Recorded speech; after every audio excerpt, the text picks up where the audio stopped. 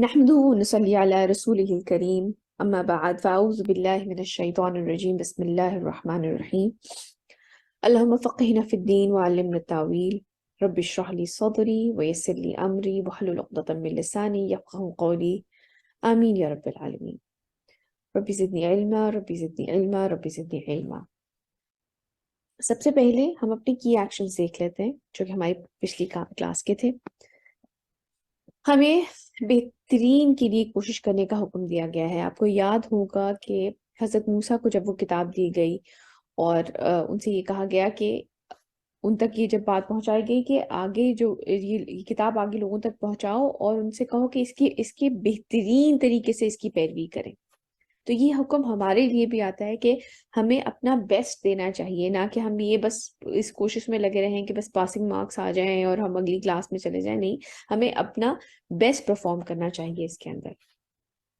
इसके साथ साथ आपको याद होगा अल्लाह सुब्हानहू तआला ने फरमाया था कि इनके गरूर की सबब जो था, इनको ये भटक गए थे. तो गरूर से दूर रहें.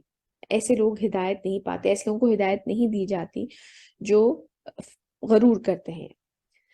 हमें इसी लम्हे तौबा करनी चाहिए जब हमें एहसास होता है.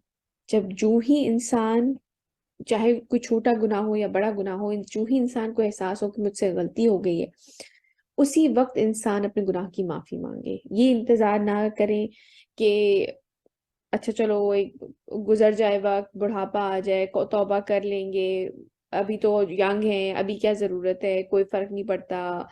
या ये इंसान सोचता रहे कि ठीक है, अल्लाह सुब्हानहू तआला की जात तो बड़ी रहीम है, सब कुछ जो है वो माफ कर देंगे. जैसे बहुत से लोगों को आप लोगों ने भी ये शायद कहते हुए सुना हो कि वो तो 70 माओं से ज्यादा प्यार करते हैं, तो क्या माँ अपने बच्चे को आग में डाल सकती है. तो इस तरह की बातें, इस तरह की तावीलें लोग घड़ते हैं. नहीं, इंसान को जिस वक्त एहसास हो कि उससे गलती हुई है, वो उसी वक्त तौबा करे.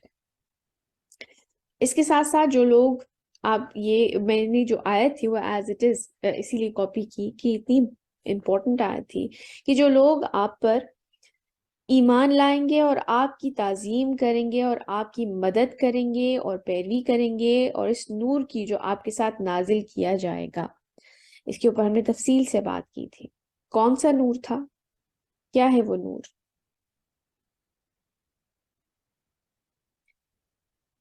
वो नूर ये कुरान है. इसकी पैरवी करने के बारे में कहा जा रहा है. वही लोग होंगे फलाह पाने वाले.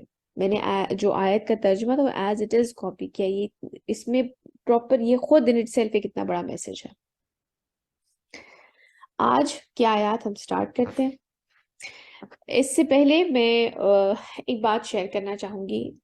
जब मैं आज ये जो आज वाली जो आयत थी मैं प्रिपेयर कर रही थी, तो मुझे लगा कि जैसे एक होता है ना, जैसे आप कोई लॉ का स्टूडेंट है या कोई मेडिकल का स्टूडेंट है, उनको केस स्टडीज दी जाती हैं हर हर फील्ड में. उस तरह से जब आप एक खास लेवल तक पहुंचते हैं, फिर आप केस स्टडीज पढ़ रहे होते हैं कि अच्छा इसने ये किया, इसका ये रिजल्ट निकला, दूसरों के एक्सपीरियंसेस से सीख रहे होते हैं. इसी तरह हमें भी जो कुरान है इसमें मुख्तलिफ वाक़यात जो है वो हमें बताए गए हैं ताकि हम उनसे सीखें. आज जो हम वाक़या पढ़ेंगे वो है कौम सब्त के का जो कानून जिनको दिया गया था कि सब्त यानी कि हफ्ते के दिन का सॉरी, हफ्ते के दिन का कानून, जिसमें कहा गया था कि वो हफ्ते के दिन को मखसूस कर लेंगे अपनी इबादत के लिए, और बाकी के दिनों में वो अपनी माश की जो भी जिम्मेदारियां हैं, जैसे भी अपनी जिंदगी गुजार रहे हैं उस तरह से वो करें, लेकिन खास कर हफ्ते का दिन जो है वो खास इबादत के लिए होगा. तो इसके बारे में आता है कि ये जो है हजरत दाऊद के टाइम का पीरियड की बात है, और ये बनी इसराइली ही जाहिर सी बात है कौम थी. और इनके बारे में है कि ये इनके साथ हुआ ये था कि इनसे जब ये कहा गया कि सिर्फ वो हफ्ते के दिन जो है वो इबादत के लिए मखसूस करेंगे, और ये एक मछेरों की, बेसिकली आप समझ लें ये एक पोर्ट टाइप था. ईलात नामी जगह जो है, ये अगर आप मैप पे देखें कभी, तो जो जॉर्डन और सऊदी और ये फ़लस्तीन और सऊदिया वाला जो है, इसके करीब ही बिल्कुल फ़लस्तीन के एज पे आप समझ लें, वहाँ पे जो पोर्ट है वो इलात के नाम से है. तो वहाँ पर ये लोग آباد تھے، مچھیروں کی ایک بستی تھی، ان سے یہ کہا گیا تھا سبت کے بارے میں کہ یہ اس دن عبادت کیا کریں گے، لیکن ان کو جب یہ کہنے کے بعد جب انہوں نے بات نہیں مانی تو ان کے اوپر اور زیادہ یہ سختی آئی کہ جمعرات کے دن جو تھا ان کا سوری جو ہفتے کا دن تھا اس دن مچھلیاں زیادہ سے زیادہ وہاں پہ آیا کرتی تھیں، مطلب باقاعدہ، جیسے آپ لوگوں نے شاید کبھی دیکھا ہو کہ وہ باقاعدہ جمپ کر رہی ہوتی ہیں وہاں پر، کبھی آپ نے شاید ویڈیو دیکھی ہو کہ مچھلیاں اور جو ہیں اونچی اونچی جمپس بھی لگا رہی ہوتی ہیں پانی میں سے، تو یہ والا حساب ہوتا ہے کہ وہ اور زیادہ سے زیادہ وہاں پہ آتی تھی۔ تو سٹارٹ کرتے ہیں، اس کے ساتھ ساتھ پھر انشاءاللہ ہم پڑھتے چلے جائیں گے۔ واسألهم عن القرية التي كانت هادرة البحر إذ يعدون في السبت إذ تأتيهم حيتانهم يوم سبتهم شرعا ويوم لا يسبتون لا تأتيهم كذلك نبلهم بما كانوا يفسقون۔ اور ان سے ذرا پوچھیں اس بستی کے بارے میں جو ساحل سمندر پر تھی، جبکہ وہ سبت کے قانون سے حد سے تجاوز کرنے لگے، یعنی کہ جو ان کو کہا گیا تھا کہ اس دن عبادت کے لیے مخصوص کر دیں اور دنیاوی کام کوئی نہیں کریں گے، لیکن وہ اس میں حد سے تجاوز کرنے لگے، جبکہ آتی تھی ان کی مچھلیاں ان کے پاس ہفتے کے دن چھلانگے لگاتی ہوئی، مطلب اور بھی زیادہ سامنے بڑھ بڑھ کے وہ نظر آ رہی ہوتی تھی۔ یہ ایک ظاہر سی بات ہے کیونکہ اتنی وہ ان کو اس وقت اتنا ٹیمپٹنگ لگتا تھا، اور ان سے یہ کہا جاتا تھا کہ اس دن تم نے عبادت کرنی ہے، تم نے مچھلیوں کو ہاتھ نہیں لگانا، اور جس دن سب نہیں ہوتا تھا وہ ان کے قریب نہیں آتی تھی، مطلب دور نکل جاتی تھی۔ اسی طرح ہم انہیں آزماتے تھے بوجہ اس کے کہ وہ نافرمانی کرتے تھے۔ آپ یہ دیکھیں کہ اللہ سبحانہ تعالیٰ فرما رہے ہیں کہ ہم اسی طرح انہیں آزماتے تھے اس وجہ سے کیونکہ وہ نافرمانی کرتے تھے، یعنی کہ جب انسان کے اوپر کوئی آزمائش آتی ہے نا اور انسان نافرمانی کرے تو وہ آزمائش اور زیادہ، وہ امتحان جو ہے وہ سخت کر دیا جاتا ہے۔ یہ آپ سمجھ لیں یہ ایک طرح کا ان کے اوپر اور زیادہ مشکل کر دی گئی کہ ایک تو جو ہفتے کا دن تھا ان کے لیے جب مخصوص کر دیا گیا کہ وہ اس کے اوپر اس دن جو ہے وہ مچھلی جو ہے وہ نہیں پکڑیں گے، تو اسی دن مچھلی آتی تھی اور باقی کے دن وہ اندر گہرے پانی میں چلی جاتی تھی، اور ظاہر سی بات ہے اس وقت میں اتنے کوئی ان کے پاس ریسورسز نہیں تھے کہ اس دن وہ کہیں گہرے پانی میں جا سکیں اور وہاں سے مچھلیاں پکڑ کے لا سکیں۔ تو ان کے بارے میں جب میں اس کے بارے میں تفسیر پڑھ رہی تھی تو ان کے بارے میں تھا کہ وہ یہ کرنے لگ گئے تھے، مختلف حرکتیں کرتے تھے۔ کچھ جگہ پر آتا ہے کہ وہ جو ہے مچھلی کو ہاتھ نہیں لگاتے تھے، لیکن وہاں سے جو ہے نا کنالز آپ سوچ لیں چھوٹی چھوٹی سی جو ہے نا وہ چھوٹی پتلی باریک سی جگہ سے پانی گزارنے کی، اور پھر ایک بڑا سا گڑھا کھود دیتے تھے، اور مچھلیاں ظاہر سی بات ہے وہ وہاں پہ جب وہ چھلانگ لگا رہی ہوتی تھی یا تیر رہی ہوتی تھی تو وہ تیر کے اس گڑھے میں آ جاتے تھے، اور باقی اتوار پیر منگل اس دن پھر جا کے وہ مچھلیاں پکڑ لیا کرتے تھے۔ تو اس طرح کی مختلف حرکتیں کیا کرتے تھے۔ ان حرکتوں کی وجہ سے آپ یہ دیکھیں کہ یہ بڑا امپورٹنٹ لیسن ہے کہ اللہ سبحانہ تعالیٰ فرما رہے ہیں کہ اس طرح ہم انہیں آزماتے تھے بوجہ اس کے کہ وہ نافرمانی کرتے تھے، یعنی کہ جب نافرمانی بڑھ جاتی، جب انسان حد سے زیادہ نافرمان ہو جاتے ہیں نا، تو اگر کوئی اس کے اوپر آزمائش یا مشکل وقت بھی آیا ہوتا ہے تو وہ اور اس میں سختی کر دی جاتی ہے۔ آگے چلتے ہیں۔ وَإِذْ قَالَتْ أُمَّةٌ مِّنْهُمْ لِمَ تَعِظُونَ قَوْمَ اللَّهُ مُهْلِكُهُمْ أَوْ مُعَذِّبُهُمْ عَذَابًا شَدِيدًا قَالُوا مَعْذِرَةً إِلَىٰ رَبِّكُمْ وَلَعَلَّهُمْ يَتَّقُونَ۔ اور جب کہا ایک گروہ نے ان میں سے کہ کیوں نصیحت کر رہے ہو ان لوگوں کو جنہیں یا تو اللہ ہلاک کرنے والا ہے یا پھر انہیں عذاب دینے والا ہے، بہت سخت عذاب بہت سخت۔ انہوں نے کہا کہ تمہارے رب کے ہاں معذرت، یعنی کہ کوئی عذر پیش کرنے کے لیے، اور شاید کہ وہ تقوی اختیار کر ہی لیں۔ آپ یہ دیکھیں کہ اگر آپ ان کے بارے میں سوچیں تو بیسیکلی یہ لوگ 3 گروپس میں ڈیوائیڈ ہو گئے تھے۔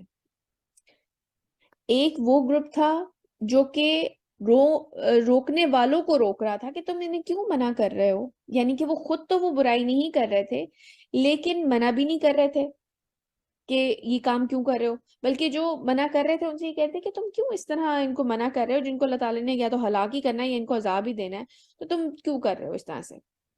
اور دوسرا گروہ وہ تھا جو کہ باقاعدہ روکتا تھا کہ یہ غلط کام ہے، اللہ نے منع کیا ہے، تمہیں یہ کام نہیں کرنا چاہیے۔ اور تیسرا گروہ وہ تھا جو کہ یہ خود کام کر رہا تھا۔ تو یہ 3 گروپس میں ایک طرح سے ڈیوائڈ ہو گئے تھے۔ لیکن اللہ سبحانہ وتعالیٰ خاص کر ان کی یہ بات آپ دیکھیں مینشن کر رہے ہیں جو کہ روکنے والے تھے۔ انہوں نے کہا کہ تمہارے رب کے ہاں معذرت پیش کرنے کے لیے اور شاید کہ تقوی اختیار کر ہی لیں، یعنی کہ جس دن ہمارے سامنے یہ برائی ہو رہی ہے، جس دن ہم اپنے رب کے پاس لوٹ کے جائیں گے تو آپ کم سے کم یہ کہہ سکیں گے کہ یار اب ہم نے کوشش کی تھی انہیں روکنے کے لیے، ایسا نہیں تھا کہ ٹھیک ہے ہم نہیں کر رہے ہیں لیکن کرنے دو جو کر رہا ہے۔ آج کل ہماری میجورٹی کا یہی حال ہے کہ ہم نہیں کر رہے لیکن جو کر رہا ہے پھر ہم کیا کر سکتے ہیں۔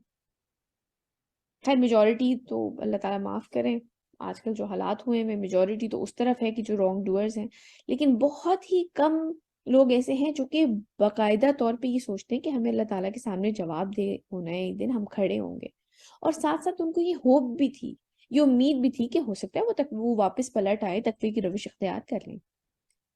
آپ دیکھیں قرآن کا ہر لفظ اتنا، یہ تقریباً کوئی 4-5 آیتیں ہیں اس قصے کے بارے میں، لیکن اس میں اتنے سارے لیسنز ہیں کہ نو ڈاؤٹ لوگوں نے جو تفاسیر اس کے اوپر قرآن کے اوپر لکھی ہیں کہ آپ کو کتنے لیسنز ملتے ہیں ایک چھوٹی سی آیت میں۔ یہ کوئی بہت طویل آیتیں نہیں ہیں، لیکن جو مین چیزیں وہ اللہ سبحانہ وتعالیٰ ہم تک پہنچا رہے ہیں کہ یہ والا ایٹیٹیوڈ ہونا چاہیے ایک انسان کا کہ وہ روکے، اور کس وجہ سے روک رہے ہیں کہ وہ اللہ سبحانہ وتعالیٰ کے سامنے یہ پیش کر سکے، یہ بات کہہ سکے کہ یار اب ہم نے کوشش کی تھی، کیونکہ وہ رہ تو بہرحال اسی جگہ رہے تھے، اور ساتھ میں ایک ہوپ بھی تھی کہ شاید وہ تقوی کی روش اختیار کر لیں۔ آج ہمارا رویہ کیا ہوتا ہے؟ یہ جتنی بھی چیزیں آپ پڑھ رہے ہیں نا، اس کو اپنے آپ کے اوپر اپلائی کر کے دیکھا کریں گے۔ آگے چلتے ہیں۔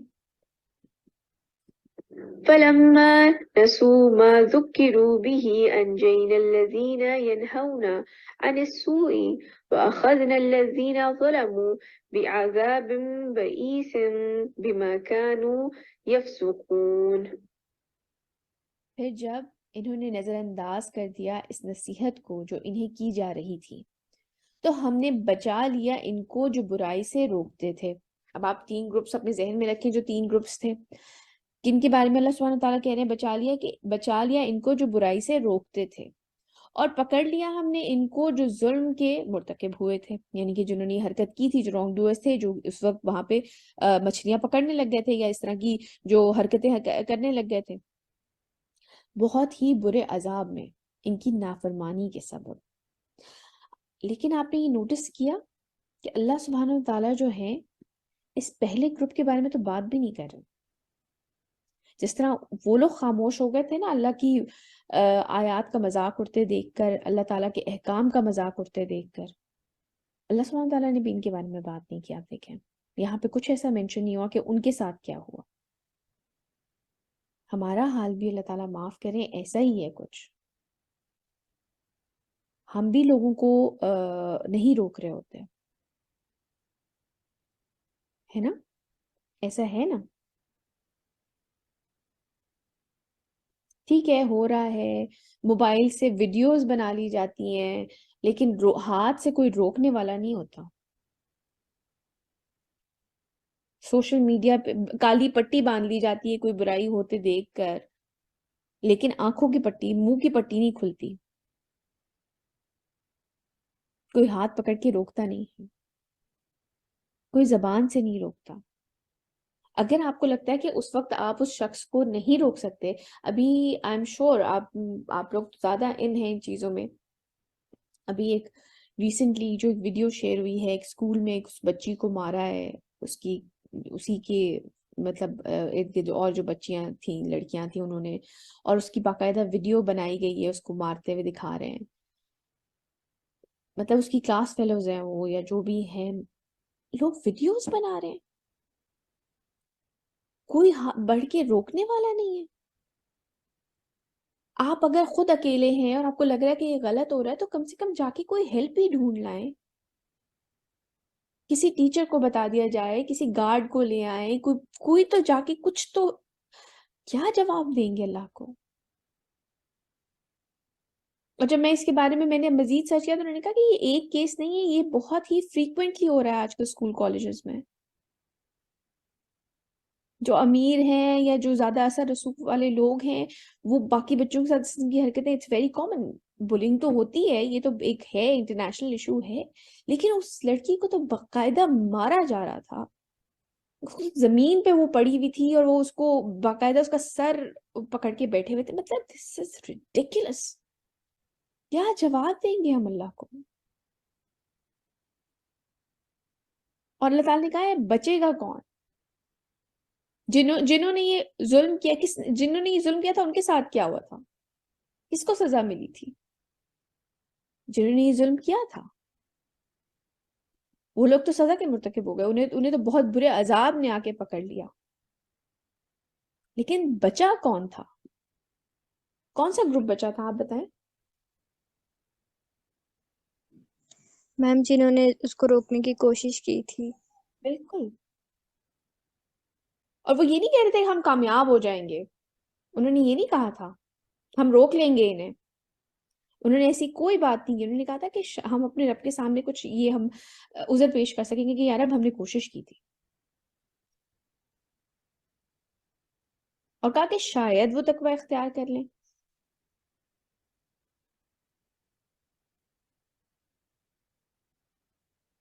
بچے گا صرف وہ جو کہ روکے گا، جو برائی کو دیکھ کے روکے گا. آپ کو وہ حدیث بھی یاد ہوگی جو کہ بہت مشہور حدیث ہے کہ برائی کو ہاتھ سے روکو نہیں تو زبان سے روکو ورنہ دل میں برا جانو. کیونکہ جو کہ سب سے ایمان کا نچلا درجہ ہے، جس کی وجہ اس کو نچلا ترین درجہ کیوں کہا گیا کہ اگر انسان دل میں بھی برا نہیں جان رہا نا برائی کو دیکھ کے، تو سمجھے اس کی روح مر چکی ہے. پھر تو وہ ایک چلتا پھرتا آپ سمجھ لیں ایک لاش ہے. اگر کسی کے اندر یہ بھی شعور نہیں ہے کہ یہ کام غلط ہو رہا ہے اور اس کو دل میں بھی برا نہیں سمجھ رہا، پھر تو وہ آپ سمجھ رہے ہیں نا وہ تو کس حد کی، وہ تو کتنے نچلے درجے تک پہنچ چکا ہے.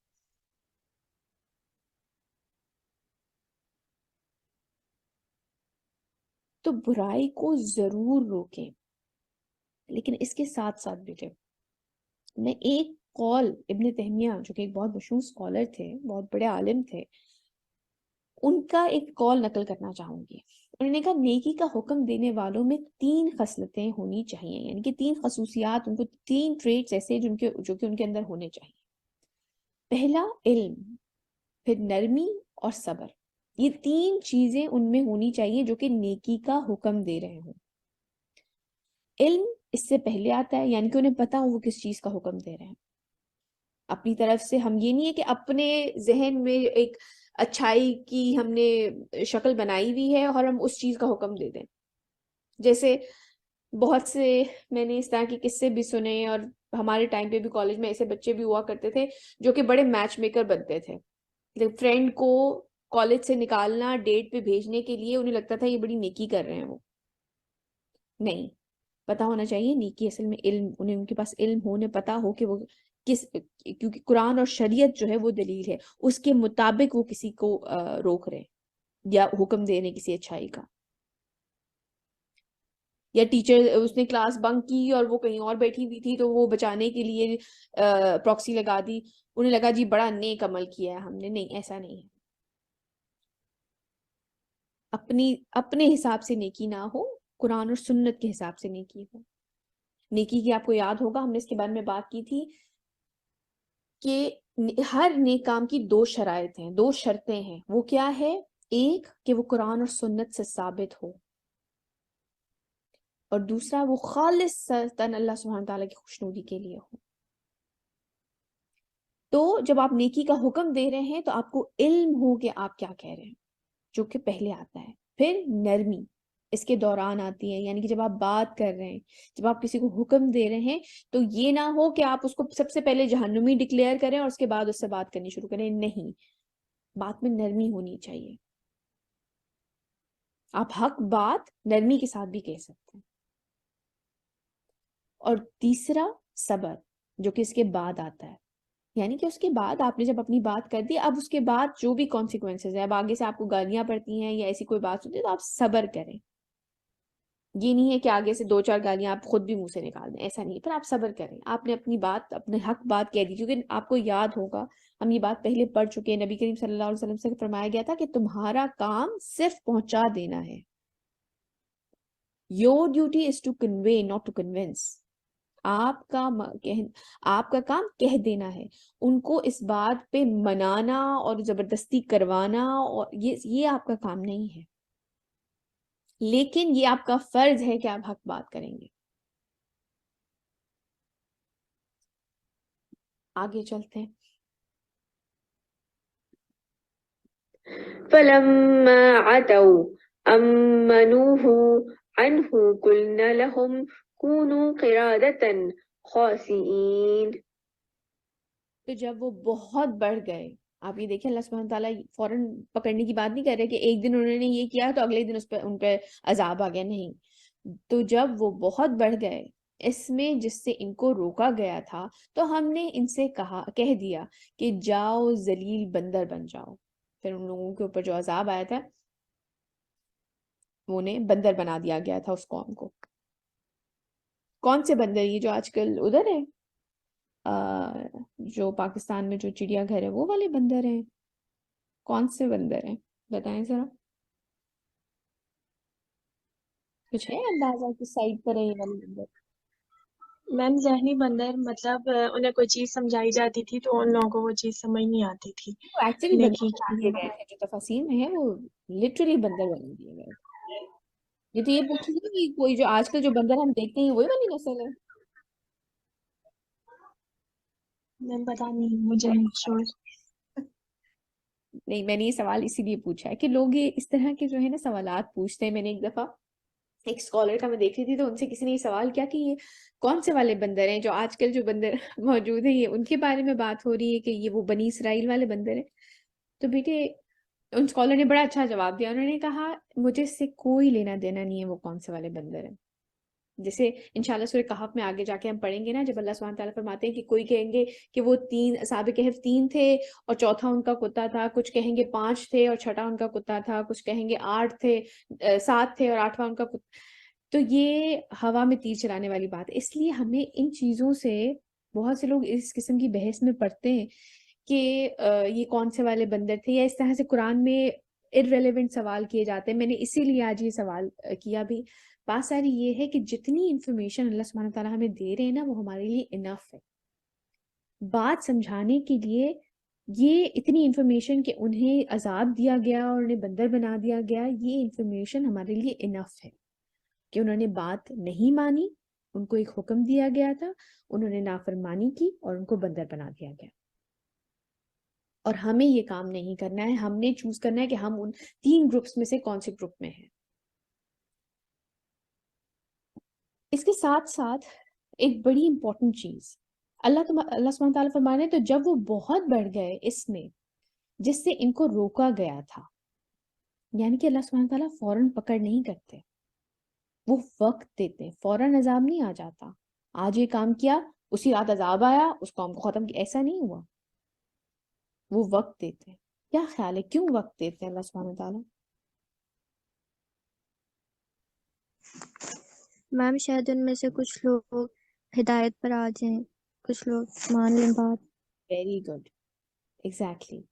تاکہ میکسیمم جو گڈنس ہے نا اس میں سے نکل آئے. ہو سکتا ہے کوئی تقوی کی روش اختیار کر لے، اور دوسری طرف وہ بھی کہ وہ بڑھ جائیں، میکسیمم اپنے ایول تک پہنچ جائیں. کتنے کو گر سکتے ہیں کر کے دکھا دیں، تاکہ کوئی حجت نہ رہے کہ نہیں میں تو پلٹنے والا تھا، نہیں میں تو ایمان لانے والا تھا، نہیں میرے دل میں ایسا کچھ نہیں. اپنی میکسیمم حد تک پہنچ جائیں. اور اس کے ساتھ ساتھ آپ یہ دیکھیں کہ پھر ہمیں اس بارے میں ہمیشہ ہوش میں رہنا چاہیے کہ اگر ہمیں برائی کے مواقع ملتے جا رہے ہیں تو یہ نہ ہو کہ کبھی جلد ہماری پکڑ ہونے والی ہو، کیونکہ اللہ سبحانہ تعالیٰ فوراً تو نہیں پکڑتے.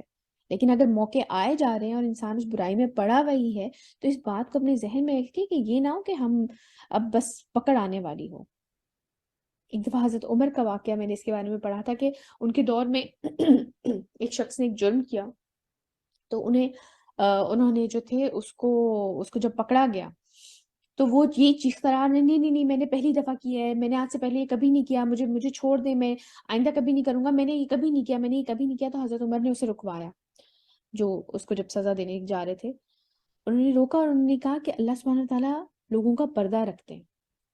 ایسا نہیں ہوتا کہ کوئی پہلی دفعہ گناہ کرے تو اس کی فوراً ہی وہ پکڑا جائے. وہ گناہ بارہا کر رہا ہوتا ہے جب اس کی پکڑ ہوتی ہے. ان لوگوں نے ایسا نہیں ہوگا کہ ایک دن وہ گڑھا کھودا ہوگا اور مچھلیاں اس میں آگے ہوں گی، ان کی پکڑ ہوگی. نہیں، وہ اس حد میں بڑھ چکے تھے، اس چیز میں بڑھ گئے تھے. تو جب وہ بہت بڑھ گئے اس میں جس سے انہیں روکا جا رہا، تو انسان کو اس چیز کے بارے میں کانشیس رہنا چاہیے کہ اگر بار بار ہمیں ایول کام کے یا برائی کے ہمارے پاس مواقع آ رہے ہیں تو کہیں ہماری جلد پکڑ نہ ہونے والی ہو. تو آپ یہ دیکھیں گے اس ایک واقعے سے، جو کہ کتنی آیتوں کا تھا، آج 63 آیتیں، 4 آیتیں تھیں، اس میں ہمارے لیے کتنے لیسنز ہیں کہ جب نافرمانی بڑھ جاتی ہے تو امتحان اور بھی زیادہ سخت ہوتے چلے جاتے ہیں. اس کے ساتھ ساتھ ہمیں ہمیشہ یاد رکھنا چاہیے کہ ہم نے ایک دن اپنے رب سے ملیں گے، بس برائی سے منع کرنے والوں میں رہیں، اور ایک پازیٹیو امید رکھیں معاشرے سے. ایک مثبت رویہ ہونا چاہیے ہمارا کہ انشاءاللہ ہو سکتا ہے کوئی بہتری آ جائے. جس طرح جن لوگوں نے کہنے سے منع کر دیا تھا، انہوں نے کہا تھا تم ایسی قوم کو کیوں روک رہے ہو جس کو اللہ ہلاک کرنے والا ہے یا عذاب دینے والا ہے. یہ ایک پازیٹیو ایٹیٹیوڈ نہیں ہے. ہمارا پازیٹیو ایٹیٹیوڈ ہونا چاہیے اپنے معاشرے کی طرف. ہو سکتا ہے کوئی بات سن لیں، لیکن جو ابن تیمیہ والی چیز ہے اس کو بھی بیٹا ذہن میں رکھیے گا. علم، نرمی اور صبر، نیکی کا حکم دینے والوں میں یہ 3 کوالٹیز ہونی چاہیے: علم، نرمی اور صبر. علم پہلے آتا ہے، نرمی درمیان میں آتی ہے اور صبر آخر میں آتا ہے. اور اس کے ساتھ ساتھ اللہ سبحانہ و تعالیٰ فوراً عذاب نہیں دیتے، وہ وقت دیتے ہیں. آگے چلتے ہیں.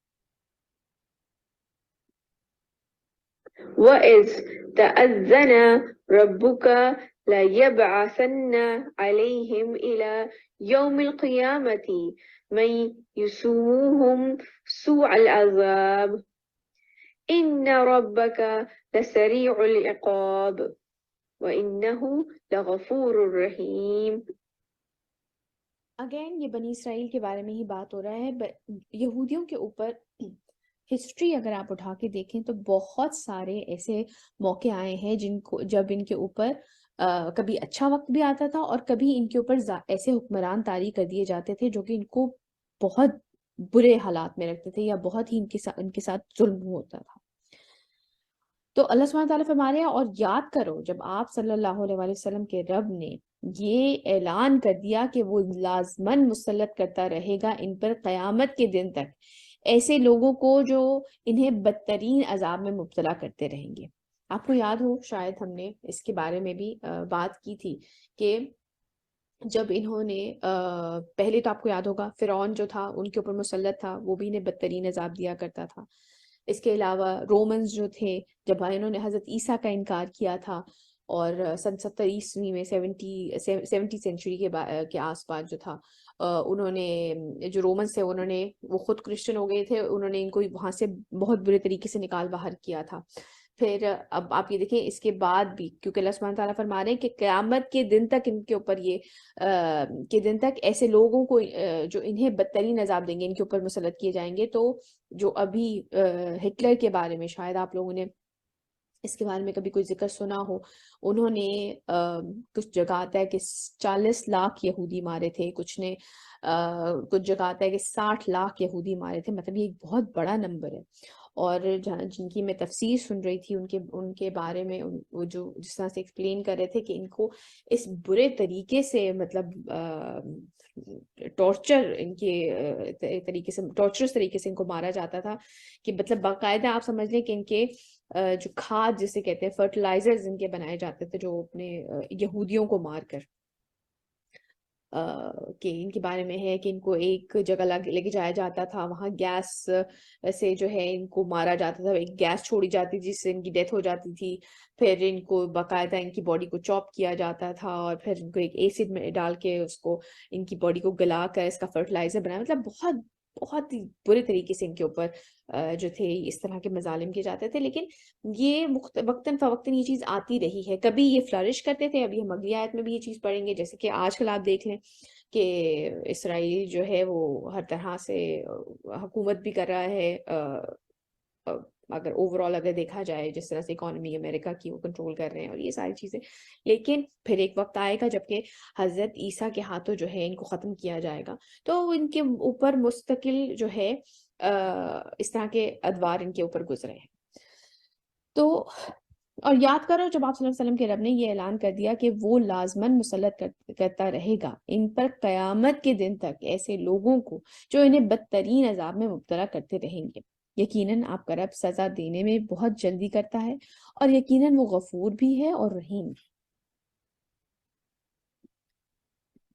وقطعناهم في الأرض أمما منهم الصالحون ومنهم دون ذلك وبلوناهم بالحسنات والسيئات لعلهم يرجعون.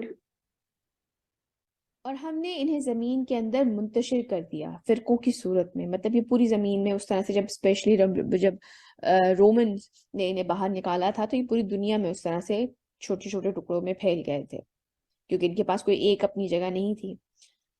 ان میں سے کچھ لوگ صالح ہیں, یعنی کہ اچھے صالحین میں سے ہیں, اچھے لوگ بھی ہیں, اور کچھ وہ بھی ہیں جو دوسری طرح کے ہیں. ہم انہیں بھلائی اور برائی سے آزماتے رہے ہیں, یعنی کہ ان کے اوپر اچھا وقت بھی آیا ہے, برا وقت بھی آیا ہے, کہ شاید یہ لوگ لوٹ آئے.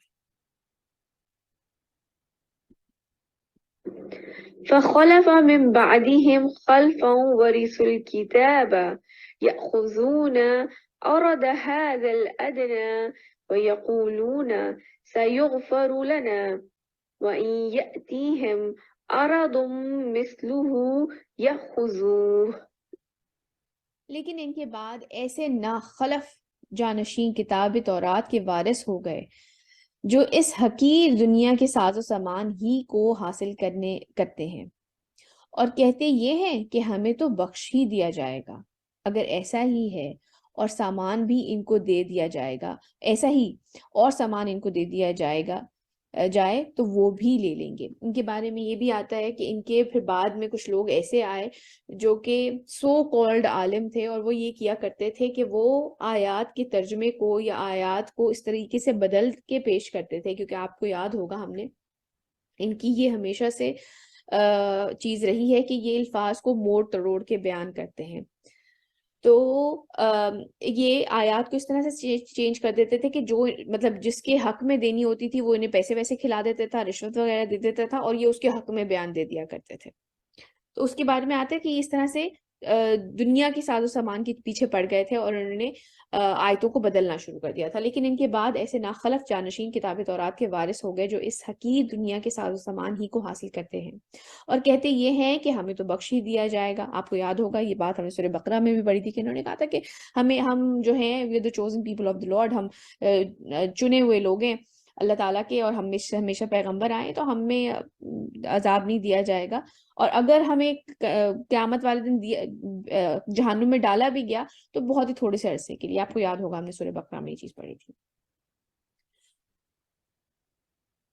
اگر ایسا ہی اور سامان بھی ان کو دے دیا جائے تو وہ بھی لے لیں گے. جی سمن آپ کچھ کہنا چاہ رہی ہیں؟ مجھے دو باتیں کہنی ہے. ایک تو یہ کہ وہ جو حکمران کی بات ہوئی تھی اس میں میں نے کہیں پڑھا تھا کہ اللہ تعالیٰ جب یہ کسی قوم سے ناراض ہوتے ہیں تو اس کی ایک نشانی یہ ہے کہ وہ اس قوم پہ نااہل جو حکمران ہے وہ رائج کر دیتے ہیں. تو یہ صرف اسی قوم کا نہیں ہے, یہ آج ہمارا بھی یہی حال ہے. اور دوسرا یہ کہنا تھا جو آپ نے بتایا بھی کہ نیکی پھیلانے کے بارے میں, اس کے بارے میں بھی یہ تھا کہ ایک قوم تھی اس پہ عذاب نازل کیا گیا اور فرشتوں نے کہا تھا کہ یا اللہ اس قوم میں تیرے نیک بندے بھی ہیں. تو وہ اس لیے بھی اس قوم پہ عذاب آیا تھا کیونکہ وہ جو نیک بندے ہیں وہ صرف ان کی نیکی کیا ہے کہ انہوں نے نمازیں پڑھنی ہے، روزے رکھنی ہے. تو دین صرف یہی نہیں ہے، دین یہ ہے کہ آپ نے پھیلانا بھی ہے، دین روکنا بھی ہے برائی سے. تو یہ بہت ضروری ہے کہ اگر آپ برائی ہے اور برائی سے آپ روک نہیں رہے تو اس کی بھی پوچھ ہوگی کل کو. حدیث جس کا آپ ذکر کر رہی ہیں بالکل وہ ہے. مجھے اصل میں اس کا ٹیکسٹ نہیں ملا تو میں نے اس لیے اس کو ایڈ نہیں کیا. تو بالکل اللہ سبحانہ تعالیٰ جو ہیں وہ اسی چیز کا آپ دیکھیں بار بار ہمیں حکم دیا جاتا ہے کہ یہ نہیں ہے کہ صرف انسان اپنی جائے نماز، اپنی عبادت، اپنے نوافل، اپنے روزے پکڑ کے بیٹھ جائے. اگر آپ کو چیز بری نہیں لگ رہی ہے، آپ کے سامنے کوئی برائی ہو رہی ہے، اللہ سبحانہ تعالیٰ کے احکام جو ہیں وہ اس طرح سے ان کی نافرمانی کی جا رہی ہے، اور آپ کو اگر برا ہی نہیں لگ رہا، آپ اس کے بارے میں کچھ کر نہیں رہے ہیں اور کچھ نہیں کر سکتے، تو دعا کریں اللہ سبحانہ تعالیٰ سے کہ مسلمانوں کو اتنی تقویت ملے، مسلمانوں میں ایسے لوگ آئیں جو کہ اسلام کو غالب کر سکیں. تو بالکل آپ صحیح کہہ رہے ہیں. آگے چلتے ہیں. ألم يؤخذ عليهم ميثاق الكتاب أن لا يقولوا على الله إلا الحق ودرسوا ما فيه والدار الآخرة خير للذين يتقون أفلا تعقلون. میری یہاں پہ اذان ہو رہی ہے، میں ایک پاز دے رہی ہوں.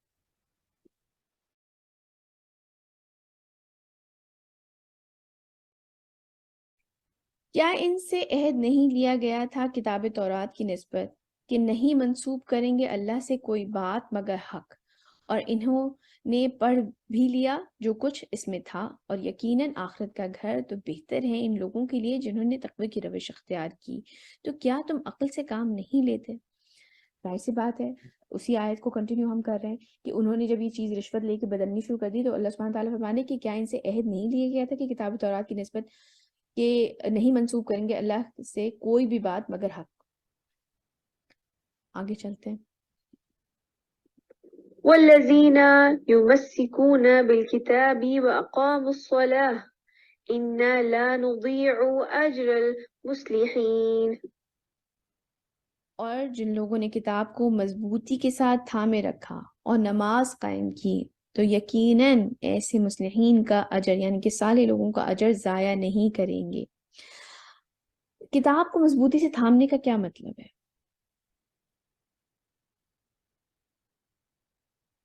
میم جو اس میں السلام علیکم میم جو اس میں ایک کام ہے جیسے ہمارے وہ جو ہے نا ہم نے ان کو مطلب ان پہ ڈٹے رہنا ہے آخری دم تک جہاں تک ہے وہاں پہ ان کو مطلب کرنا ہے مطلب ان کو چھوڑنا نہیں ہے، اس لیے مطلب کتاب کو تھامے رکھنا ہے. تھینک یو سو مچ، بہت شکریہ سجل، بہت بالکل صحیح بات آپ نے کی کہ یعنی اس کا مطلب ہی کتاب کو مضبوطی سے پکڑنے کا مطلب ہے کہ قرآن کے احکام پر عمل کرنا. دیکھیں ہماری زندگی کی ریفرنس بکس ہونی چاہیے. زندگی میں آپ کو کبھی بھی کوئی چیز کوئی کام آپ کرتے ہیں، کوئی آپ کے پاس ایسا مسئلہ آتا ہے یا آپ کی زندگی نئی طریقے سے شروع ہو رہی ہے، کوئی بھی چیز آپ یہ کر رہے ہیں تو آپ کو یہ پتا ہونا چاہیے کہ اسلام اس کے بارے میں کیا کہہ رہا ہے. یعنی اس کو کہتے ہیں کہ قرآن یعنی کہ کتاب کو مضبوطی سے تھامنا، یعنی کہ جو کچھ اس میں لکھا ہوا ہے اس کے اوپر انسان عمل کرتا رہے، اس کی قرآن کی روشنی میں چلے. اور اس کے ساتھ ساتھ کیا کہا گیا ہے کہ نماز قائم کریں. میرے نزدیک یہ ایک ایسی چیز ہے جو کہ ہم بچپن سے چیزیں سنتے آ رہے ہیں کہ نماز کے بارے میں تو قرآن میں بھی بارہا بہت دفعہ ہمیں حکم دیا گیا ہے، اور حدیث میں اس کی امپورٹنس کے بارے میں بے انتہا ہمیں اس کی چیزیں اس کے بارے میں بتائی گئی ہے. آپ یہ دیکھیں کہ جو حدیث ہے کہ عصر کی نماز جس نے چھوڑ دی اس کا ایسا ہے کہ اس کا گھر بار لٹ گیا. میں مفہوم بتا رہی ہوں. یا جو فجر کی نماز پڑھتا ہے وہ اللہ سبحانہ تعالیٰ کی پروٹیکشن میں رہتا ہے. جو سب سے پہلی جو چیز پوچھی جائے گی قیامت کے روز وہ نماز ہوگی. یا کفر اور ایمان کے درمیان جو فرق ہے وہ نماز ہے. اور جو قرآن کی ایک آیت آتی ہے کہ جب جہنم والوں سے پوچھا جائے گا کہ تم یہاں کیوں ہو تو وہ کہیں گے کہ ہم نماز پڑھنے والوں میں سے نہیں تھے. مطلب نماز کے بارے میں تو آپ دیکھیں کہ بارہا قرآن میں آتا ہے نماز قائم کرو، نماز قائم کرو، نماز قائم کرو. کچھ بھی ہو جائے بیٹے، کچھ بھی ہو جائے، نماز مت چھوڑا کر. چاہے کتنی ہی مصروفیت ہو، کتنا ہی کوئی ایگزام کا پریشر ہے یا کسی اور چیز کا. ابھی تو جب ہم خود چھوٹے تھے نا تو یہ ہمیں ہر دفعہ یہ سننے کو ملتا تھا کہ یہ والا بھی پریشر کچھ بھی نہیں ہے, آگے جو پریکٹیکل لائف ہے وہ بڑی ٹف ہے. اور میں آپ کو صحیح بتاؤں, آپ کی مصروفیات, آپ کی اور چیزیں آپ کی زندگی میں اتنی زیادہ شامل ہو جاتی ہیں, اگر آپ نے شروع سے نماز کو پرائیورٹی نہ بنایا ہونا تو واقعی ہی پکڑنی مشکل ہو جائیں گی. آج نماز کی عادت ڈالیں, ابھی نماز کی عادت ڈالیں, چاہے کچھ بھی ہو جائے, چاہے کچھ بھی ہو جائے, نماز مت چھوڑیے گا, نماز مت چھوڑیے گا. یہ بات یاد رکھیں. یہ آپ سمجھ لیں کہ کفر اور ایمان میں فرق ہی نماز کا ہے. نماز مت چھوڑیے گا بیٹا. یہ وہ چیز ہے جو کہ آپ اللہ سبحانہ تعالیٰ سے جڑے رہتے ہیں. آگے چلتے ہیں. وَإِذْ نَتَقْنَا الْجَبَلَ فَوْقَهُمْ كَأَنَّهُ ظُلَّةٌ وَظَنُّوا أَنَّهُ وَاقِعٌ بِهِمْ خُذُوا مَا آتَيْنَاكُمْ بِقُوَّةٍ وَاذْكُرُوا مَا فِيهِ لَعَلَّكُمْ تَتَّقُونَ. اور یاد کرو جبکہ ہم نے پہاڑ کو ان کے اوپر ایسے اٹھا دیا تھا جیسے سائبان ہو. اس کے بارے میں جو تفسیر میں ملتا ہے کہ ان کے اوپر ایکچولی پہاڑ کو ایسے وہ معلق ہو کے کھڑا ہو گیا تھا, کر دیا گیا تھا. آپ سمجھ لیں کہ ان کے اوپر ایک روب طاری کرنے کے لیے ایک معجزے کے طور کے اوپر ان کو یہ چیز دکھائی گئی تھی, اور انہیں لگتا تھا کہ اب یہ ان پر گرنے ہی والا ہے. ہم نے اس وقت ان سے کہا تھا کہ تھام لو اس کو مضبوطی سے جو ہم نے تمہیں دیا ہے. کیا دیا تھا؟ تورات دی تھی. اور جو کچھ اس میں ہے اس کو یاد رکھو تاکہ تم غلط رویے سے بچتے رہو. آپ غلط روی سے بچتے رہو. آپ یہ دیکھیں کہ یہ کہا جا رہا ہے کہ اس کو یاد رکھو. دیکھیں قرآن کی تجوید پڑھنا, قرآن کی گرامر سیکھنا, قرآن کو حفظ کرنا, یہ بہت اجر و ثواب والے کام ہیں, لیکن اس کے احکام کو یاد رکھو. کس وجہ سے؟ تاکہ یہ غلط روی سے انسان بچ سکے. کہ قرآن یاد, اور اس کے لیے کیا ہوتا ہے, کیونکہ دیکھیں حدیث میں آتا ہے کہ قرآن حافظے سے ایسے نکلتا ہے جیسے کہ آپ کسی بندھے ہوئے اونٹ کو جو ہے اس کی اگر رسی کھل جائے اور وہ جس طریقے سے دوڑتا ہے, ظاہر سی بات ہے آپ سوچیں اگر کسی جانور کی رسی کھل جائے اور جب وہ دوڑتا ہے تو پھر اس کو پکڑنا زیادہ مشکل ہوتا ہے. تو قرآن اس سے بھی زیادہ تیزی سے حافظے سے نکل جاتا ہے. اس کے لیے ضروری کیا ہے کہ بار بار پلٹ کے قرآن کا آپ ترجمہ پڑھیں, قرآن کو سیکھیں, قرآن کو سمجھنے کی کوشش کریں, بار بار. اور اسپیشلی جو اس وقت آپ لوگوں کی ایج ہے, اس ایج میں تو چیزیں یاد رہ جاتی ہیں. میں آپ کو اپنے پرسنل ایکسپیرینس سے بتا رہی ہوں, میں ڈفرینس محسوس کرتی ہوں کہ جو میرا ٹین ایج ٹائم تھا وہ اس وقت جو مجھے چیزیں یاد رہ جاتی تھی, جب جو چیزیں میں نے اس وقت پڑھی تھی وہ مجھے واقعی آج بھی یاد ہے. ان میں سے موسٹلی چیزیں مجھے آج بھی یاد ہیں, لیکن وقت کے ساتھ ساتھ, عمر کے ساتھ ساتھ حافظے میں اتنی بات نہیں رہتی کہ انسان, اسی لیے تو آپ سوچیں کہ جوانی کی عبادت کا اتنا ثواب کیوں ہے. اس وقت انسان کے اندر طاقت ہوتی ہے, ہمت ہوتی ہے. آپ یہ دیکھیں کہ اس کے ساتھ اس کے پاس ڈسٹریکشن بھی بہت ساری ہوتی ہے, لیکن وہ سب کو چھوڑ کے جب اللہ سبحانہ تعالیٰ کی طرف پلٹ کے آتا ہے تو وہ چیزیں آپ یقین کریں وہ امپیکٹ رکھتی ہیں, وہ آپ کی پوری زندگی کے اوپر امپیکٹ رکھتی ہیں, آپ کو یاد رہتی ہیں وہ چیزیں. اس لیے یہ بہت امپورٹنٹ ٹائم ہے آپ لوگوں کی زندگی کا. اپنی آئینوں پڑھائی ہے یا جاب ہے یا ابھی شادی ہوئی ہے, جیسی بھی زندگی اس طرح سے ہے, اس میں خاص کر اس چیز کا خیال رکھیں کہ قرآن کو ضرور ٹائم دیں, ضرور وقت دیں قرآن کو. اور کچھ نہیں, آپ اپنے آپ سے یہ وعدہ کر لیں کہ ایک آیت چاہے میں پڑھوں لیکن میں پڑھ کے سمجھ کے سوؤں گی. چاہے ایک آیت, اس کا ترجمہ پڑھ لیں, لیکن عربی پڑھی اور نیچے ساتھ میں ترجمہ پڑھ دیا. چاہے اگر نہیں نکل رہا وقت تو پھر بھی ایک آیت پڑھ کے سو جائیں. ایک آیت میں کتنا ٹائم لگتا ہے بیٹا, لیکن یہ اس سے یاد رہے گا. ورنہ یہ بہت دفعہ ہوتا ہے کہ انسان پڑھتا ہے, ابھی آج آپ نے میرے ساتھ پڑھا, اگلے ہفتے تک آپ بہت ساری چیزیں بھول چکے ہوں گے, لیکن یاد کیسے رہیں گی جب آپ اس کو بار بار پڑھیں گے, بار پڑھیں گے. ابھی جیسے یہ ختم ہوتا ہے آپ بے شک کل جو ہے یہی والی آیت دوبارہ پڑھ لیں, آپ کو بہت ساری چیزیں یاد آ جائیں گی. لیکن کنیکٹڈ رہیں گے اس کو، تبھی تو اللہ سبحانہ تعالیٰ کیا کہہ رہے ہیں کہ اس کو یاد رکھو تاکہ تم غلط روی سے بچتے رہو، ورنہ انسان بھول جاتا ہے۔ آگے چلتے ہیں۔ وَإِذْ أَخَذَ رَبُّكَ مِنْ بَنِي آدَمَ مِنْ ظُهُورِهِمْ ذُرِّيَّتَهُمْ وَأَشْهَدَهُمْ عَلَى أَنفُسِهِمْ أَلَسْتُ بِرَبِّكُمْ، اور یاد کرو جب نکالا آپ صلی اللہ علیہ وسلم کے رب نے تمام بنی آدم کی پیٹھوں سے، یعنی کہ پشت سے، یعنی کہ بیک سے، ان کی نسل کو، اور ان کو گواہ بنا دیا خود ان کے اوپر، اور سوال کیا کیا میں تمہارا رب نہیں ہوں؟ یہ چیز حدیث میں بھی بہت اس کے بارے میں ذکر ہے کہ جب اس وقت جو ہے ہم سے ایک وعدہ لیا گیا تھا، جب آپ، میں، ہم سب وہاں پہ موجود تھے، اور ہم جسامت کے لحاظ سے بہت ہی چھوٹی چونکیوں کی مانند آپ سمجھ لیں، وہاں پر تمام لوگ جو کہ قیامت تک پیدا ہوں گے، حضرت آدم سے لے کے قیامت تک جو انسان پیدا ہوگا، وہ تمام لوگ وہاں پہ موجود تھے، اور اس وقت اللہ سبحانہ تعالیٰ نے ہم سے ایک وعدہ لیا تھا کہ کیا میں تمہارا رب نہیں ہوں، ہم سے یہ پوچھا تھا۔ قالوا بلى شهدنا أن تقولوا يوم القيامة إنا كنا عن هذا غافلين، انہوں نے کہا کیوں نہیں، ہم اس پر گواہ ہیں، مبادا تم یہ کہو کہ قیامت کے دن کہ ہم تو اس سے غافل تھے۔ آپ یہ دیکھیں، یہ بات میں پہلے بھی منشن کر چکی ہوں کہ ہمارے بچپن کی کتنی ہی باتیں ہمارے ماں باپ ہمیں بتاتے ہیں جو کہ ہم وہاں پہ موجود نہیں تھے اور نہ ہمیں یاد ہے۔ تم فلاں ہاسپٹل میں پیدا ہوئے تھے، فلاں نے تمہارا نام رکھا تھا، تم نے اس رنگ کے کپڑے پہلی دفعہ پہنے تھے، یہ ساری چیزیں ہمیں بتائی جاتی ہیں، بچپن سے بتائی جا رہی ہیں، اور ہم اس چیز پہ یقین رکھتے ہیں۔ اگر کوئی ہم سے پوچھے کون سے ہاسپٹل میں ہوں گے تو ہم کہیں گے ہم فلاں ہاسپٹل میں ہوئے تھے، حالانکہ ہمیں اس بات کے بارے میں پتہ بھی نہیں۔ لیکن اللہ سبحانہ تعالیٰ جو کہ قرآن کے اندر ہمیں اس وعدے کے بارے میں بتا رہے ہیں کہ ہم سب، میں، آپ، ہم جتنے لوگ اس وقت یہاں پہ دنیا میں موجود ہیں، وہ سب اللہ سبحانہ تعالیٰ سے یہ وعدہ کر کے آئے ہیں۔ تو اللہ سبحانہ تعالیٰ سے زیادہ سچا اور کون ہوگا؟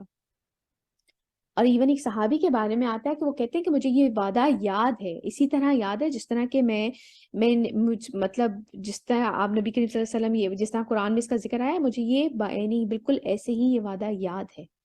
تو کچھ لوگ ایسے بھی گزرے ہیں جنہیں یہ وعدہ یاد ہے، اور ہاں بہت سارے، زیادہ تر لوگ ایسے ہی ہیں جو یہ وعدہ اس طریقے سے بھول چکے ہیں، لیکن ہمیں یاد تو دلایا جا رہا ہے نا۔ یہ بھی آپ سمجھ لیں ایک طرح کی آزمائش ہے انسان کی کہ وہ یہ وعدہ بھول چکا ہے، لیکن کیا ہمیں اللہ سبحانہ تعالیٰ کی بات پہ یقین نہیں ہے کہ ہم یہ وعدہ کر کے آئے ہیں؟ پوری دنیا کے لوگ یہ وعدہ کر کے آئے ہیں اللہ سبحانہ تعالیٰ سے۔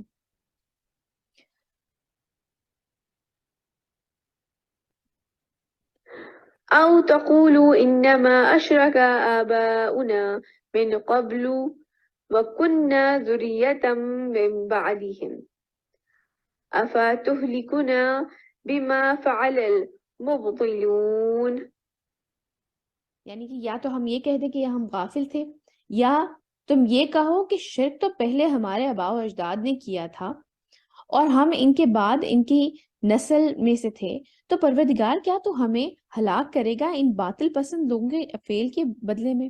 یعنی کہ ہم نے کوئی شرک ایجاد نہیں کیا ہے، ہم تو بس فالوورز تھے، یہ تو ہمارے آباء و اجداد نے شرک کیا تھا تو ہم تو بس وہی کر رہے ہیں، یہ اس طرح کی تعبیریں تم گھڑنے لگو۔ تو اللہ سبحانہ تعالیٰ بتا رہے ہیں کہ تم یہ وعدہ میرے ساتھ کر کے آئے ہوئے ہو کہ میں تمہارا رب ہوں۔ وكذلك نفصل الآيات ولعلهم يرجعون، اور ہم اسی طرح اپنی آیات کو تفصیل سے بیان کر دیتے ہیں تاکہ وہ رجوع کریں۔ واتل عليهم نبأ الذي آتيناه آياتنا فانسلخ منها فأتبعه الشيطان فكان من الغاوين۔ اس کے بارے میں آتا ہے کہ یہ ایک اسپیسیفک بنی اسرائیل کا کوئی شخص تھا جو کہ بہت ہی نیک اور پارسا تھا، یہ اس کے بارے میں بات ہو رہی ہے، لیکن اللہ سبحانہ تعالیٰ نے اس کی کوئی اس طرح سے نشاندہی نہیں کی، کوئی اس کا نام مینشن نہیں کیا یا ایسا کچھ نہیں کیا۔ روایات میں، تفاسیر میں آتا ہے، اس کا نام بھی اس طرح سے آتا ہے، لیکن اللہ سبحانہ تعالیٰ نے یہاں پہ ایسا کچھ مینشن نہیں کیا۔ اور سنائے انہیں خبر اس شخص کی جس کو ہم نے اپنی آیات عطا کی تھی. یعنی کہ ایک بہت ہی نیک اور پارسا شخص تھا، اس کے بارے میں یہ آ رہا ہے کہ اس کو ہم نے اپنی آیات عطا کی تھی. تو وہ ان سے نکل بھاگا تو شیطان اس کے پیچھے لگ گیا تو وہ ہو گیا گمراہوں میں سے. یہ بات یاد رکھیں کہ شیطان ہاتھ پکڑ کے ہمارے سے کوئی گناہ نہیں کروا سکتا.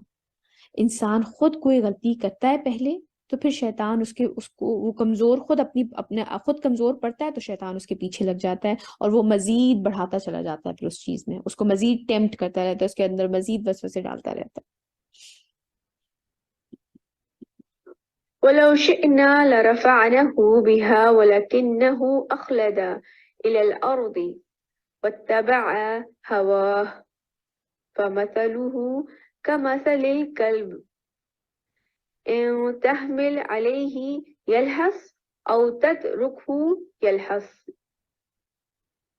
اور اگر ہم چاہتے تو ان آیات کے ذریعے سے اسے اور بلند کرتے، مطلب جو اس کو آیات دی گئی تھی، جو بھی وہ شخص تھا اس کو اور بلند کرتے، مگر وہ تو زمین کی طرف ہی دھستا چلا گیا. یعنی کہ اپنے آپ کو دنیاوی زندگی میں ہی اس نے اسی کو ترجیح دی اور اس نے پیروی کی اپنی خواہشات کی. اس کے بارے میں بہت ساری جو ہیں روایات ڈفرینٹ قسم کی تفاسیر میں اس کی ایکسپلینیشن ملتی ہیں. تو اس کی مثال کتے کی سی ہے، اگر تم اس کے اوپر بوجھ رکھو تب بھی ہانپے گا اور اگر چھوڑ دو تب بھی ہانپتا رہے گا. آپ یہ دیکھیں گے جس طرح سے کتا اپنی زبان نکال کے چلتا رہتا ہے اور ہانپتا رہتا ہے اس طرح سے، تو یہ اس کی مثال بالکل ویسی ہی ہے. ایک چیز میں یہاں پہ مینشن کرنا چاہوں گی کہ دیکھیں یہ چیز جو ہے تجوید انسان کی سیکھنی کتنی ضروری ہے کہ کتنا ڈفرنس آ جاتا ہے. جو لفظ قلب ہے یہ اس کا مطلب ہے کتا، اور قلب جو قاف 2 نقطوں والا ہوتا ہے اس کا مطلب ہوتا ہے دل. تو اگر ذرا سی انسان سے اس طرح سے مسٹیک ہو جاتی ہے تو اللہ تعالیٰ ویسے معاف کریں، پڑھنے میں کئی دفعہ ہو جاتی ہے، لیکن ضروری ہے کہ انسان یہ علم حاصل کرے، تجوید سیکھے صحیح سے، تاکہ آپ پروناؤنس کر سکیں چیزیں. اس طرح سے بہت ساری، اسی لیے کہتے ہیں نا کہ قرآن میں تو ذرا سی غلطی سے میننگ بدل جاتا ہے. آپ یہ دیکھیں قلب اور قلب کے اندر ہی میننگ بدل گیا، ایک کا مطلب ہے کتا اور ایک کا مطلب ہے دل. سمجھ رہے ہیں نا آپ لوگ بات؟ تو اس لیے ضرور کوشش کریں کہ اپنے آپ کو اس چیز میں بھی امپروو کریں. ذلك مثل القوم الذين كذبوا بآياتنا فاقصص القصص لعلهم يتفكرون. یہی مثال ہے اس قوم کی بھی جنہوں نے ہماری آیات کو جھٹلایا. سو اے نبی صلی اللہ علیہ وسلم آپ یہ واقعات سنا دیجئے شاید کہ یہ تفکر کریں. میں یہ آیت دوبارہ پڑھ رہی ہوں اور پھر میں آپ سے پوچھوں گی کس کو یاد ہے 2 نیشن تھیوری؟ ہم سب نے پڑھی ہوئی ہے. یہی مثال ہے اس قوم کی بھی جنہوں نے ہماری آیات کو جھٹلایا.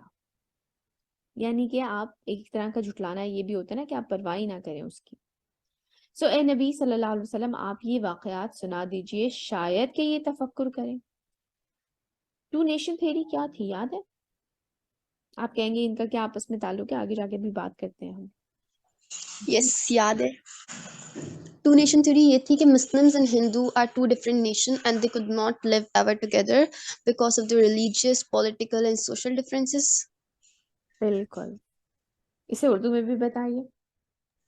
2 نیشن تھیوری 2 قومی نظریہ یہ تھا کہ مسلمان اور ہندو 2 الگ الگ قومیں ہیں جن کے مذہبی، سیاسی اور معاشی نظریات الگ الگ ہیں اور وہ کبھی بھی ایک قوم بن کر ایک نیشن میں نہیں رہ سکتے، سب کانٹیننٹ میں نہیں رہ سکتے، ایک ساتھ نہیں رہ سکتے. یعنی کہ ہم نے پاکستان کیوں لیا تھا؟ ٹو فالو اسلام، تاکہ ہم ایسی جگہ بنا سکیں اسلام جہاں پہ ہم اسلام اللہ کا دین قائم کر سکیں. ہم ہندوؤں کے ساتھ نہیں رہ سکتے کیونکہ وہ ہم سے مختلف ہیں. ہم گائے کو ذبح کرتے ہیں اور وہ گائے کی پوجا کرتے ہیں، یا ایون نمازوں کا جس طرح سے وقت ہے وہ ہمارے مختلف ہیں، ان کی عبادت کی جو چیزیں ہیں مختلف ہیں. پھر اس کے علاوہ جو اسلامی قوانین ہیں اس کو فالو کرنا ہمارے لیے جس طرح سے ضروری ہے. تو ہمیں ایک ایسا علیحدہ زمین پہ ٹکڑا چاہیے جہاں پر ہم اللہ کا دین قائم کر دیں، اپنی زندگی اس کے حساب سے گزاریں. ایسا ہی ہے نا؟ قائد اعظم کے بہت سارے اقوال اس طرح کے ہمیں ملتے ہیں، اسپیچز ایسی ملتی ہیں کہ مسلمان اور ہندو ساتھ کیوں نہیں رہ سکتے، کیونکہ مسلمان ایک علیحدہ قوم ہے اور ہمیں علیحدہ ٹکڑا، علیحدہ جگہ چاہیے، کیونکہ تاکہ ہم اپنا دین پریکٹس کر سکیں۔ آج ہمارا دین پریکٹس ہو رہا ہے، اسلام پریکٹس ہو رہا ہے؟ نہیں، پاکستان میں کیا ہو رہا ہے، یا میں ایسے کہوں کہ پاکستان میں کیا نہیں ہو رہا ہے؟ اسلام کے نام پر تو آپ کچھ بھی نہیں ہے جو اسلام فالو کر رہا ہوں، کوئی بھی نہیں ہے چند لوگوں کے علاوہ۔ یعنی کہ ہم اللہ تعالیٰ کی نعمت کا کفر کر رہے ہیں، اور جو اللہ تعالیٰ سے ہم نے جس چیز کی خواہش کی تھی کہ ہم نے ہدایت مانگی کہ ہم ایک طریقے سے کہ ایک نیا ملک آئے گا جہاں پہ ہوگا، جہاں پہ ہم تعلیمات کو، قرآن کی تعلیمات کو عمل پیرا ہو سکیں گے اس پہ، لیکن ہم نے اللہ تعالیٰ سے ایک طریقے سے ہدایت مانگی تھی جو ہمیں اللہ تعالیٰ نے دی تھی۔ اللہ تعالیٰ نے ہمیں موقع دے دیا تھا کہ، اور ہم اس ہدایت کو حاصل کرنے کے بعد، یعنی ہم نے وہ ملک حاصل کر لیا، اس کے بعد ہم پلٹ گئے ہم اور نے وہ ہمارے دل پھیر دیے گئے۔ مانگا، ہم نے خود سے مانگا کہ ہمیں ایک ایسی جگہ دے دیں یا اللہ کہ جو کیونکہ اللہ سبحانہ تعالیٰ کی اور ہم مدد نے کے قدر بغیر لی۔ پاکستان نہیں، ایگزیکٹلی ان کی مدد کے بغیر تو پاکستان نہیں بن سکتا تھا۔ لیکن اب یہ آیت کا ترجمہ سنتے ہیں۔ یہی مثال ہے اس قوم کی بھی جنہوں نے ہماری آیات کو جھٹلایا۔ اے نبی صلی اللہ علیہ وسلم، آپ یہ واقعات سنا دیجئے، شاید کہ یہ تفکر کریں۔ یعنی اسرائیل بھی ہو سکتے ہیں، کیونکہ انہوں نے بھی اللہ سبحانہ تعالیٰ کی آیات کو جھٹلایا، انہوں نے بھی نافرمانیاں کی، ان کو بھی عذاب نے آ کے پکڑا۔ اور آج ہم نے بھی جو پوری اپنی جان مار دی تھی، لوگوں نے اپنی جانیں، عزتیں، مال، ہر چیز اس کے اوپر لگا دیا تھا کہ ہمیں ایک ایسی جگہ مل جائے جہاں پہ ہم اللہ کا دین قائم کر سکیں، اور ہم نے وہ کام نہیں کیا۔ ہر طرح کی بے حیائی پاکستان میں ہو رہی ہے، ہر طرح کا سودی نظام پاکستان میں ہو رہا ہے۔ میں سب کی بات نہیں کر رہی ہوں، اگین ہیں ایسے لوگ بھی جو کہ نیک ہیں، جو دین کا کام کر رہے ہیں، ایسے لوگ ہیں، بالکل موجود ہیں، لیکن میجورٹی کا حال کیا ہے؟ یا تو ہم دین سے بالکل ہی بے پرواہ ہیں، یا ہم نے اپنا ہی دین ایجاد کر لیا ہے، مزاروں کا دین، شرک کا دین، پیر و فقیروں کا دین۔ یا تو ہم نے یہ دین اپنا ایجاد کر لیا ہے جو اللہ کا دین تھا، وہ اس کو علاوہ ہم اور باقی سارے کام کر رہے ہیں۔ نہ کوئی جسٹس سسٹم ہے ہمارے ملک کے اندر، نہ کوئی حیا، کوئی کسی قسم کا کوئی روکنے والا ہے، جو چاہے انسان کرے، جو امیر ہے، جو طاقتور ہے، اس کی وہ جس کی لاٹھی اس کی بھینس والی بات ہے۔ جبکہ ہم نے منہ سے مانگا تھا یہ ملک اس کام کے لیے کہ ہم اپنا دین قائم کریں گے یہاں پہ۔ آگے چلتے ہیں۔ ساء مثل القوم الذين كذبوا بآياتنا وأنفسهم كانوا يظلمون۔ کیا ہی بری مثال ہے اس قوم کی جنہوں نے ہماری آیات کو جھٹلایا اور وہ خود اپنی ہی جانوں پر ظلم ڈھاتے رہے۔ من يهد الله فهو المهتدي ومن يضلل فأولئك هم الخاسرون۔ جسے اللہ ہدایت دیتا ہے وہی ہدایت یافتہ ہوتا ہے، اور جنہیں وہ گمراہ کر دے تو وہی لوگ تباہ ہونے والے ہیں۔ وَلَقَدْ ذَرَأْنَا لِجَهَنَّمَ كَثِيرًا مِنَ الْجِنِّ وَالْإِنسِ لَهُمْ قُلُوبٌ لَا يَفْقَهُونَ بِهَا وَلَهُمْ أَعْيُنٌ لَا يُبْصِرُونَ بِهَا وَلَهُمْ آذَانٌ لَا يَسْمَعُونَ بِهَا أُولَئِكَ كَالْأَنْعَامِ بَلْ هُمْ أَضَلُّ أُولَئِكَ هُمُ الْغَافِلُونَ۔ اور ہم نے جہنم کے لیے پیدا کیے ہیں بہت سے جن اور انسان، ان کے دل تو ہیں لیکن ان سے غور نہیں کرتے، ان کی آنکھیں ہیں مگر ان سے دیکھتے نہیں، اور ان کے کان ہیں لیکن ان سے سنتے نہیں۔ یہ چوپایوں کی مانند ہیں۔ چوپائے یعنی کہ جو چار ٹانگوں والے جانور ہوتے ہیں۔ آپ نے کبھی گائے کو دیکھا ہے جب جگالی کر رہی ہوتی ہے؟ آپ اس کے ساتھ وہ جو مثال بھی ہے اردو میں بھینس کے آگے بین بجانا، آپ اس گائے یا بھینس کے آگے کچھ بھی کر لیں، وہ اسی طرح سلو موشن میں اپنا منہ چلاتی رہتی ہے، اس کو کوئی فرق نہیں پڑتا. آپ اس کی گاڑی پاس سے گاڑی گزر جائے، سائیکل گزر جائے، کوئی بلڈنگ گر جائے، کچھ بھی ہو جائے، وہ وہیں کی وہیں اپنی جگہ پر بس ایسے جیسے کچھ ہوا ہی نہیں اس کو، وہ بالکل بے پرواہ دنیا سے. اور اللہ سبحانہ تعالیٰ ایسے لوگوں کی مثال دے رہے ہیں کہ یہ چوپایوں کی مانند ہے، بلکہ ان سے بھی گئے گزرے. یعنی کہ جب آپ ان کے سامنے، آپ سوچیں کہ جب لوگوں کے سامنے واقعی میں کوئی حق کی بات کی جا رہی ہوتی ہے، کوئی نیکی کی بات کی جا رہی ہوتی ہے، کچھ لوگ بالکل ایسے ہی ریاکٹ کرتے ہیں جیسے وہ سن ہی نہیں رہے. یہی وہ لوگ ہیں جو غافل ہیں.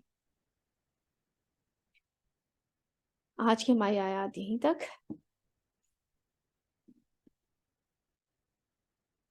آج کے ہمارے لیسن دیکھ لیتے ہیں. ہمیں ہمیشہ یاد رکھنا چاہیے کہ ہم ایک دن اپنے رب سے ملیں گے، بس برائی سے منع کرنے والوں میں رہیں، جو ہم نے سب کے قانون کے بارے میں پڑھا، اور معاشرے کے بارے میں پر امید اور مثبت رہیں. اپنی طرف سے انسان کوشش کرتا رہے، شاید کہ کوئی اس طرف پلٹ آئے. جن لوگوں نے کتاب کو مضبوطی کے ساتھ تھامے رکھا اور نماز قائم کی تو یقیناً ایسے مصلحین کا اجر ہم ضائع نہیں کریں گے. کتنی کچھ مطلب بالکل ایسے شیشے کی طرح صاف آیتیں ہوتی ہیں. اور ساتھ ساتھ پاکستان بننے کے مقصد کو ذہن میں رکھیں. ایک ایسی جگہ قائم کرنے کے لیے اپنی پوری کوشش کریں جہاں حقیقی اسلام پر عمل کیا جائے. انسان اپنی پوری کوشش تو کر سکتا ہے نا، چاہے رزلٹ نہ نکلے. لیکن آپ کو یاد ہے کہ سبت والوں نے کیا کہا تھا جب ان کو منع کیا جا رہا تھا کہ تم کیوں ان کو منع کر رہے ہو، ان کو شاید اللہ تعالیٰ ہلاک کر دیں، ان کو عذاب دیں. تو انہوں نے کیا جواب دیا تھا، کون بتائے گا؟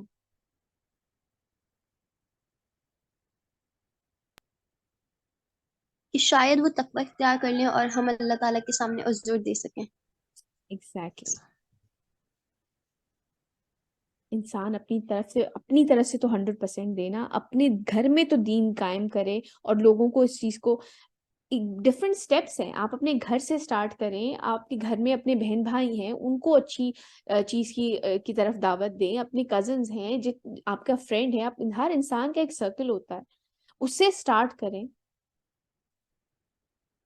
کبھی یہ نہ کہیں کہ یار یہ تو ہمیشہ سے ہی ایسے ہی تو ایسے ہی رہیں گے. یو نیور نو، ہو سکتا ہے کوئی باقی ایک شخص بھی انسان آپ کی وجہ سے پلٹ جائے، تو آپ سوچیں گے آپ کے پاس کچھ کہنے کے لیے بات ہوگی کہ آپ نے کوشش تو کی تھی.